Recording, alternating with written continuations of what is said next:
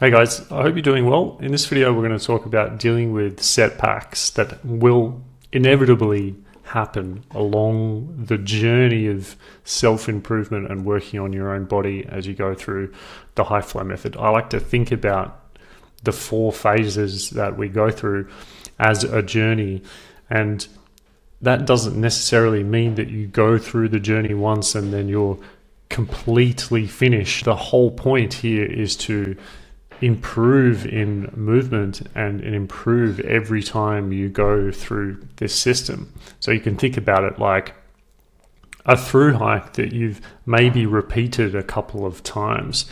Each time it's going to be slightly different, where you're going to do different little side quests. And we have a good example of how this is played out for Karim, who is now on phase 3 of the high flow method. So I want to give you a little bit of context for his history and talk about his story a little bit, mainly because most people who watch my YouTube channel know a little bit about his story as well. And it's an interesting one because he's just recently had a setback, and I wanted to talk about that. So just to go through his brief history, we met, I think, in 2020 on the GR11, and he had some IT band syndrome kind of situation, severe knee pain. He had to get off the trail. He went to a hospital. I think they did nothing for him. They told him to stop hiking. He decided to get back on the trail, and that's when we met. So as we were hiking together, I was talking him through and coaching him through a series of movements that inevitably ended up in him being able to finish the hike. We finished the 800 something kilometers of the hike together, and he managed to do that with almost no knee pain, I think. So he went home, and after that he continued the work by doing mountain proof knees. I think he did that for maybe 12 weeks, and then he got back into what he enjoys doing, which is kind of heavier lifting. He was doing squats and deadlifts and lunges, loading up, looking for personal bests, trying to improve your strength, which I highly encourage.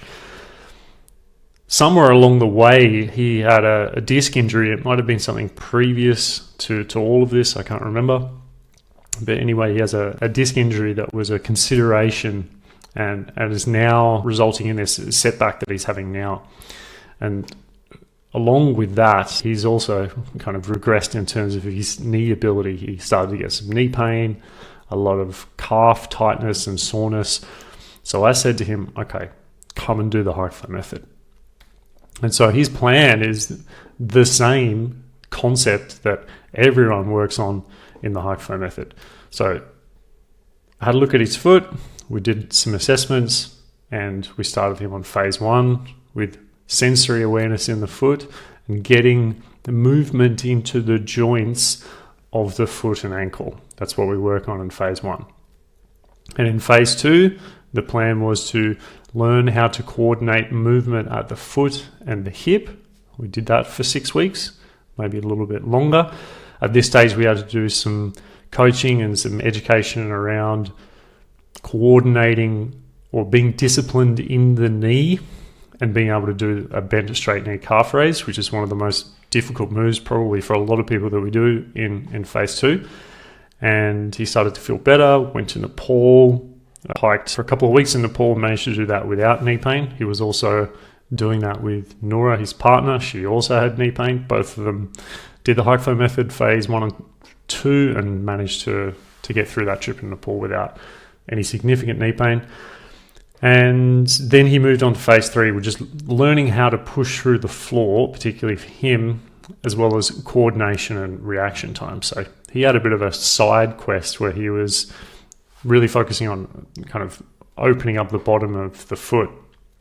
And each phase you go through in the high flow method, you can add a little side quest. Maybe there'll be something that you need to work on in addition to just going through the regular phase that everyone else does. And the plan and the eventual goal is to get him onto phase 4, which is reintroducing flow, bounce, and rhythm. So that is either stiff plyometrics or yielding plyometrics and moving with force and speed and velocity and putting that force into the ground through the foot. But we had a little bit of a setback. He went through phase 1, phase 2, hiked in Nepal, everything was fine. He did phase 3, learning it, and you'll see later in the video where he's talking about the coordination and reaction time component and how he was skeptical about all of this, but he was particularly skeptical about the coordination and reaction time component. You'll see what he says about that later. He actually achieved a personal best on a deadlift without deadlifting.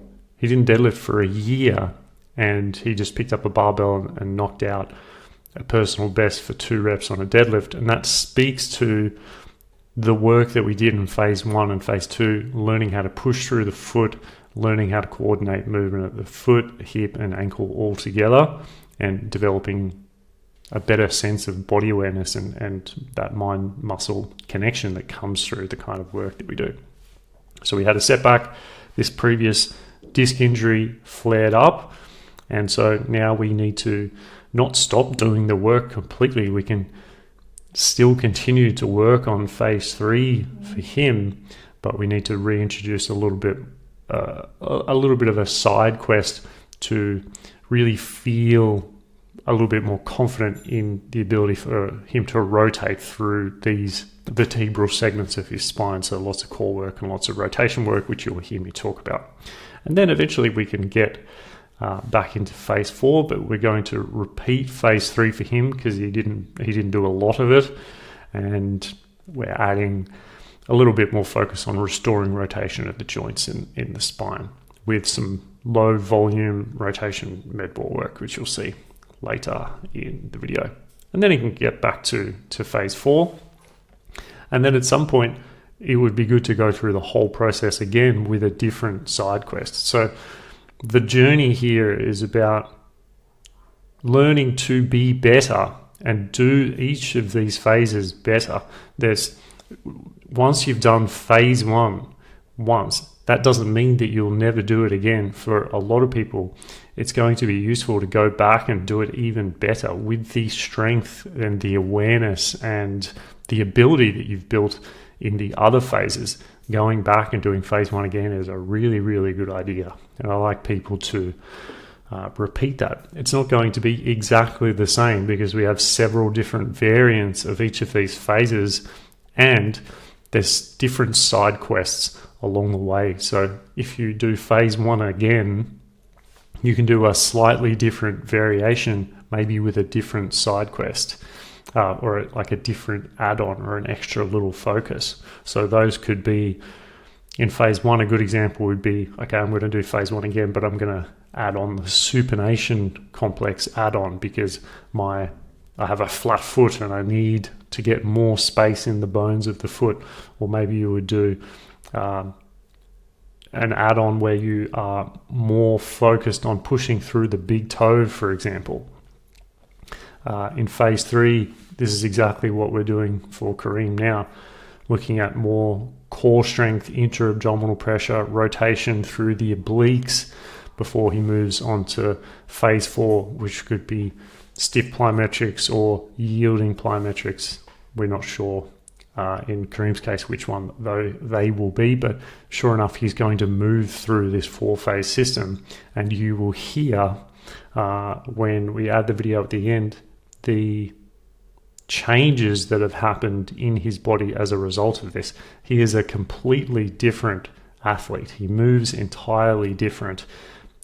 From me knowing him for 5 years now, the way that his body moves is completely different, and that's thanks to the work that he's put in over the last year or so.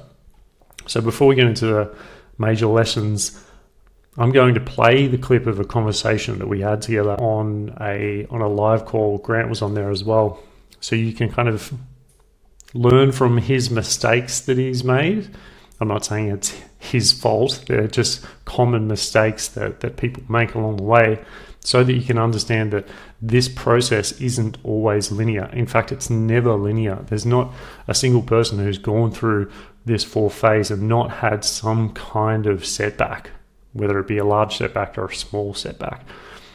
Understand that when you're pushing yourself and you're developing it's very, very normal that at some point something's going to go a little bit wrong. It doesn't mean that you have to start from the start in every case, but maybe there needs to be a brief period where you need to shore up your body in some way by doing some kind of side quest or dialing back the volume and focusing on a particular thing that can improve your situation. Doing really well, like with actually with everything. So I did the 6 week breath module again, and that was kind of amazing to see how I'm actually breathing, or be aware of how I'm actually breathing and how I'm supposed to breathe, or the difference. Like a lot of mouth breathing, a lot of just like tension, even like around the this area here, Mm. which kind of changed a little changed a little bit, or I'm more aware of it. So yeah, more nasal breathing, and even I notice actually a lot calmer throughout the day with doing that. So that was pretty cool. I wasn't too consistent with it, but still I noticed a lot of difference, definitely. Yeah, other than that, the same thing with the running. I'm not doing a lot of mileage, but still, whenever I do go running without doing like maybe 4 or 5 runs a week, I still get faster somehow. I don't know how it works. I guess because the body is more efficient and how it moves, and with the breath training as well. My calves are not burning up anymore. Either after extended exercise, I guess, because my glute is working more as well. But we did this trip to Nepal as well in November, and that was quite amazing to see. Yeah, I've been in the mountains a couple of times, but to see also like how how easier it is to hike up the mountain after doing the phases 1 and 2. Definitely, that was really good, and also especially for Nora, because she still has some knee pain. Um, but during hiking she didn't, which is perplexing for me. So we hiked, I don't know, like 160 kilometers, 10,000 meters of elevation gain, and she didn't have any knee pain during that. I think maybe the first couple of days, and then it kind of went away. Yeah, and then I went on to phase 3, which is a little bit more fun, I guess, because you have like or what you're used to with the strength training, and then also I was a little bit skeptical about the coordination and reaction time with the sprints and the jumping and everything, and like how to generate power. And then I saw some, yeah, noticeable improvements there as well, with the explosiveness, like with this ice skater bound, and even this small jumping back and forth as a kid, which I struggled with the first couple of times, because you don't do that in your day to day, either with hiking or going to the gym or going jogging or whatever, cycling. Like that's the good things. And then I think I got I got a little bit too confident or over motivated, so I started with like a Zercher split squat, where you have the barbell at the front. Um, yeah, and then I started getting some back pain, which I ignored, like because I had a disc injury. Mm. So I kind of stopped and just did the core routines that you programmed in. Why, why did you choose to use a Zercher with a Bulgarian split squat? I was with a friend in a gym. Now, there's your first mistake. Sometimes things that seem like new and interesting are, not that common for a reason. Yeah. Like you Yeah. live and you learn. Just lots of reaching to kind of open up both Right. sides of the rib cage. You can do this RDL with a little bit of like balance and support. Once you're feeling Hmm. pretty confident with that, you can take away the support and you can reach with both arms. Yeah. Yeah. I like doing it with the Smith machine in like low back cases because Smith machine is going to it's fixed, right? So it's going to stabilize you a lot more. Like you'll be a lot more stable on that one leg. The lower back will be Mm-hmm. calmed down, and you can get some sort of length into this tissue, like Mm-hmm. to do a little bit of a hinge, keep your back nice and straight.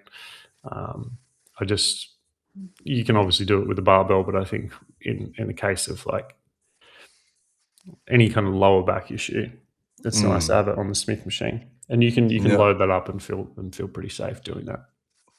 sure. Um, yeah, we're just talking about Kareem's just had like a little bit of a low back flare up, so we're talking about some of the things that we're going to add to his program. So tall kneeling slam, Mm. super basic. There's not much to it. Mm-hmm. Next one is the same, but it's just getting a little bit more rotation up overhead, side to side. Scoop passes are the ones in particular that are great for the lower back. So we have a couple of different scoop passes, and you can see I'm doing this at like 20% effort. Like Mm.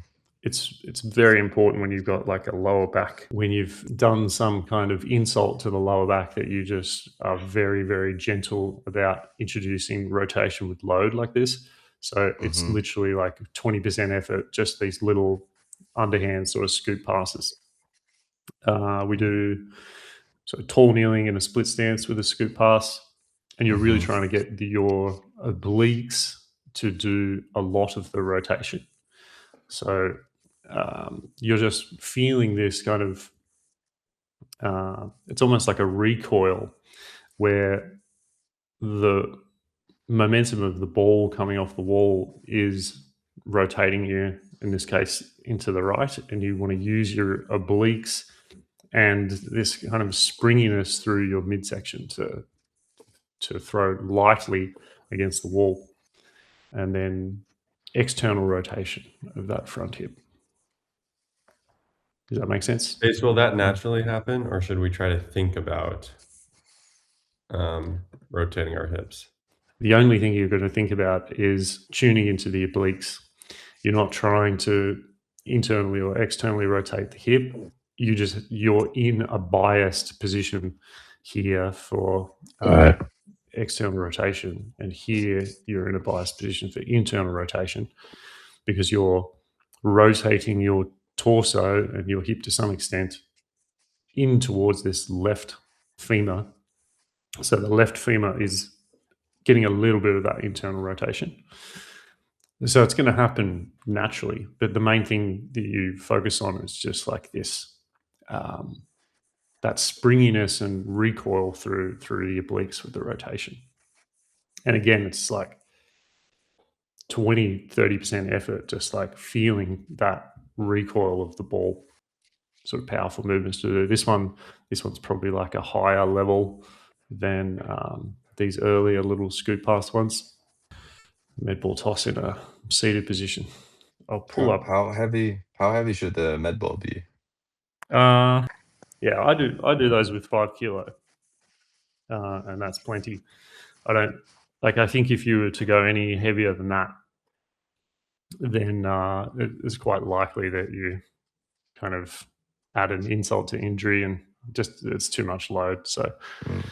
it might even be better to go even lighter than that if you have an option for it. But Yeah, we even did some deadlifts, and I got a new PR after like 1.5 years of not doing any deadlift. So that was, yeah, that was interesting. But yeah, that's interesting that you. What was your PR? I think 160 kilos, 160 for two Yeah. reps, and Why do you before it think you? was, Why do you huh? think that happened? Like, what is your reasoning for doing a PR on a deadlift after not deadlifting at all? Just moving more efficiently and like being aware of, yeah, like first of all the bracing and the like the breath, and the Mm, second thing is how my my how I'm more aware of my feet and pushing away with all my foot at the same time going up, hmm and then how, yeah, I guess through the program it's just I'm more aware of my body and what to recruit and what whatnot, or my body knows what to recruit and whatnot. But sometimes that's my guess why I would be getting a PR without actually training for it. Yeah. Yeah, I would agree with that. It's like the whole body coordinating as one unit to put force into the ground. What are the major lessons we can learn from Karim's situation here as he's gone through this journey? I think number one is that understanding that progress is very rarely linear. There will be times where you feel excellent, where you feel really good, where you're starting to feel confidence in your body. And then there will be times when you have a setback or a little flare up, and just understand, and I don't want to create a self-fulfilling prophecy, but just understand that those things are very common and it happens along the way. So it's very important that you don't get disheartened when things like that happen. You can see, even though Karim has had a setback, his mindset is still very forward thinking, is still very positive, like he's kind of lighthearted about it, and he knows what he did wrong. So it's important the whole mindset thing is very, very helpful here around maintaining this positivity. And I think that comes from having a path ahead that you know that you're working on and making progress on over time, where it's very easy for people to get disheartened and lose confidence in themselves or confidence in the system when things go wrong. But the reality is these things happen all the time, and you have to pick yourself back up and keep going. Probably the major mistake that Karim made here is that he saw some progress, felt really good, went and just attempted a PR on a deadlift and achieved it for two reps of the heaviest weight that he's ever lifted in a deadlift, and perhaps he got a little bit too excited about that. And he also did he did a Bulgarian split squat in a Zercher position, which I personally don't think is that valuable. I'm not saying that contributed to this regression in his disc injury, but it probably didn't help. So I guess the lesson there is maybe don't do random stuff on the internet.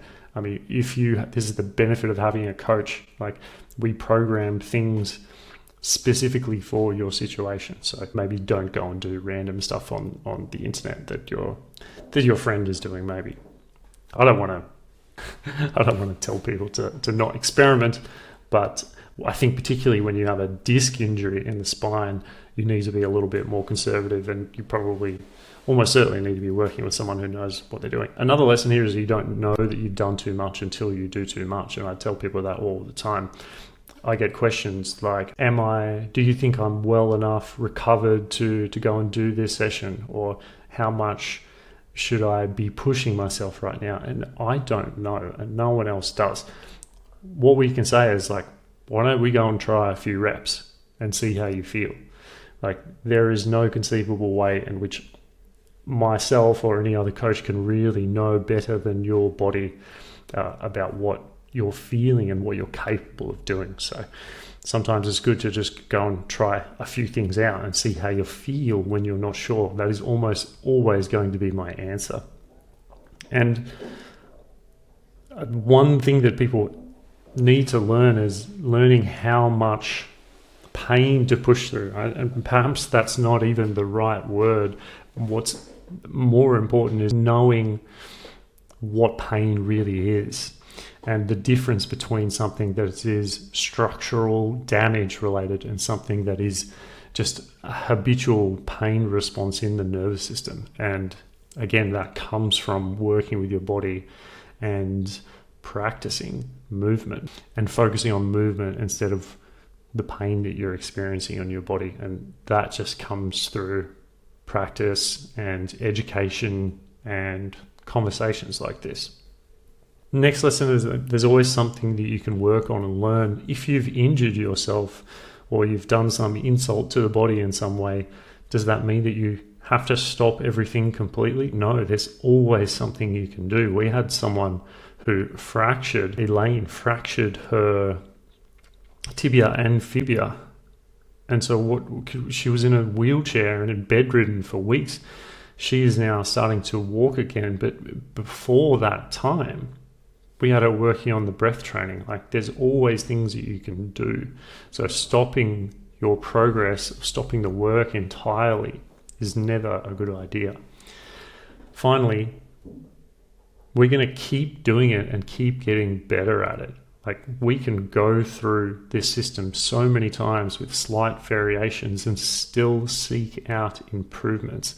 It's about getting better at movement and getting better at understanding your body.